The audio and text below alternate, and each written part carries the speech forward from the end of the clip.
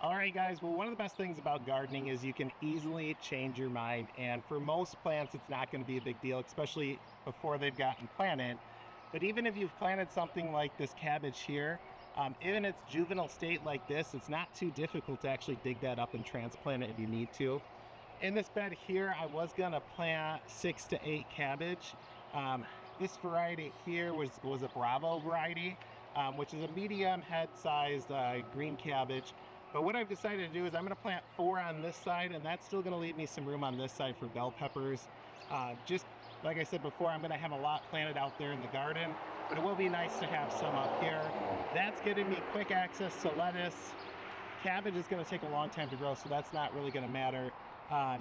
For our peppers, we're going to have quick access to that. Quick access to our tomatoes and herbs, and then the onions and garlic, those won't be harvested until the tail end of summer. So really we're just giving those beds a rest from growing peppers and tomatoes and herbs in them from the last 2 years. That kind of gives the soil a little bit of time to amend. So I'm going to go ahead and I'm going to get these planted. When it comes to cabbage, cabbage is, again, a very easy plant to plant. You're going to want to make sure that you're not bearing any of the leaves. If you look on here, these leaves are kind of a silky, or not silky, kind of a water repellent, rubbery style, I don't know what it's really called, but they are resistant to water. So these leaves are actually going to touch the ground, and they are rot resistant. So naturally they're going to be okay. The key thing with cabbages, you're going to want to watch for insect damage, especially when that head starts to form. You can actually get worms inside of your cabbage. So if that starts to happen, you'll either want to cover it with a net and look at some alternative organic pest repellent, or there's lots of non-organic pest repellent on the market, but I would highly recommend that you go organic. So let's go ahead and get these guys planted. We're just going to dig a hole just the size of this pot here, and as you can see here, the plant does lay down on its side, which is great. That means that it's going to have some support and it should grow just fine. These guys take quite a while to grow. They're not a fairly fast growing plant, but like I said, when you're growing them from seed, that's why it's great to stagger them about 2 weeks for every 6 to 8 that you plant, or really dependent on your household size. That way you can harvest them kind of on a stagger, so you constantly have a supply of cabbage. So let's go ahead and get these guys planted. I'll check in with you in just a minute. All right, guys, well, just like that, cabbage is planted. Now I'm going to move on to the pepper plants. For these guys here, we're going to be planting a bell pepper variety. And a lot of novice gardeners do get confused, and they really think of pepper plants just like tomato plants, and they'll cut off these bottom leaves and then they'll plant it really deep, thinking that they're going to get a root system that develops. That's not true with any variety of peppers, or at least any variety that I know of. In doing that, it's going to stunt the plant, it's going to cause rot around the stem, and will likely kill it over the course of its life. So with these, we're just going to plant them the same height of what the soil is here.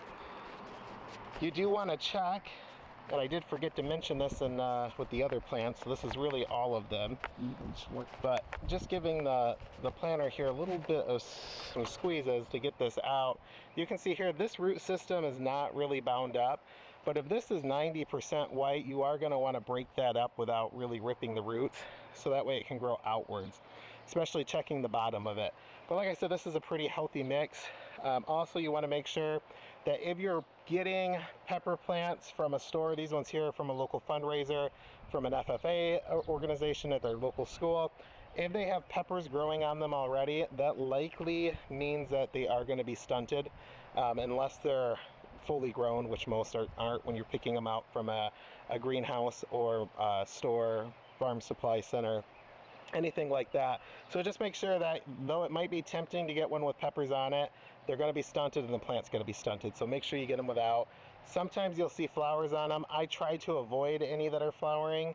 That just means that it's getting ready to produce the peppers, but worst case, if they all have flowers on them, it's not the end of the world, but try to pick them without. This one here has some that's closed, and it's probably can't see on there, but these here are the perfect variety. So let's go ahead and get these planted.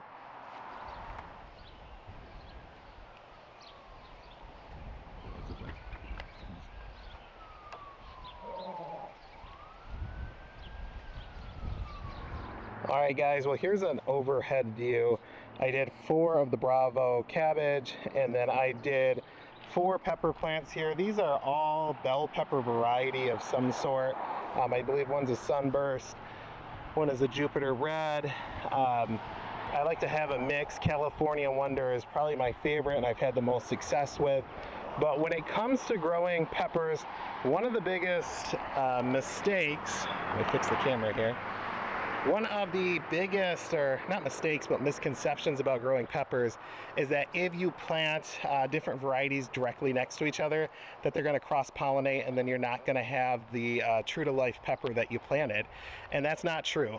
In fact, you can plant a variety of different peppers directly next to each other. You're not going to run into any issues, but they will cross-pollinate. And when they cross-pollinate, the seeds from those peppers are going to be a combination of the mixed variety that you've planted there, the ones that have cross-pollinated. So if you're growing peppers for their seeds to harvest and to grow in future seasons, then yes, it's important that you're planting only one variety of pepper next to each other.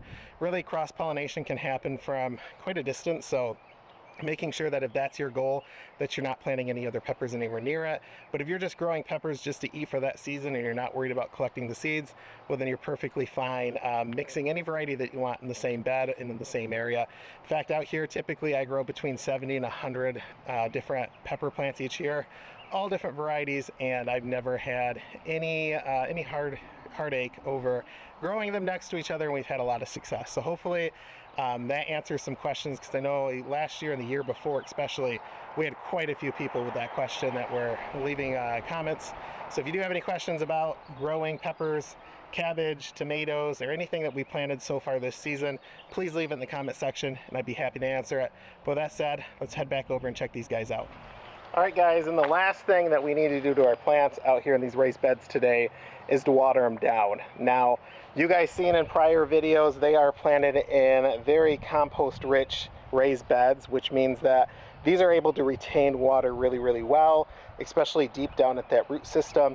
But it's important that we do give these guys a little bit of water, because when I planted them, the greenhouse that they were growing in likely let them dry out a little bit, so that way they could be transported home so they wouldn't make as big of a mess in someone's vehicle.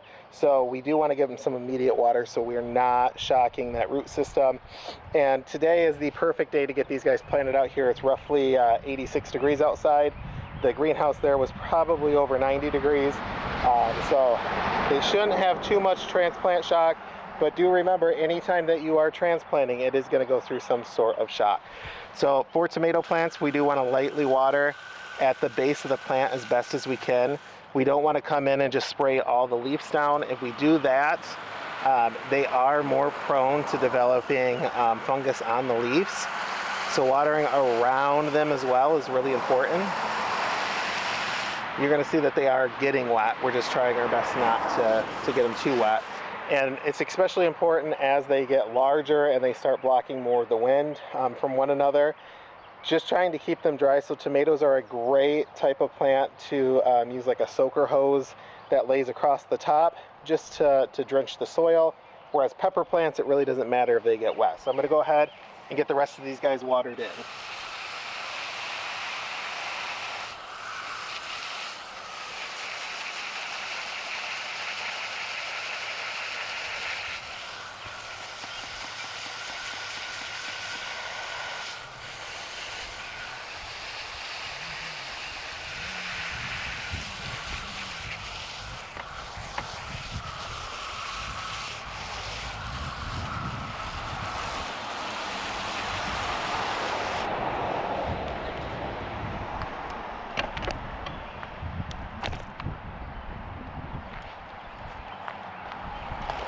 Alright guys, and like I said, peppers and cabbage, they really don't care if they get wet, so we're just going to come in and we're going to hit these guys down real well.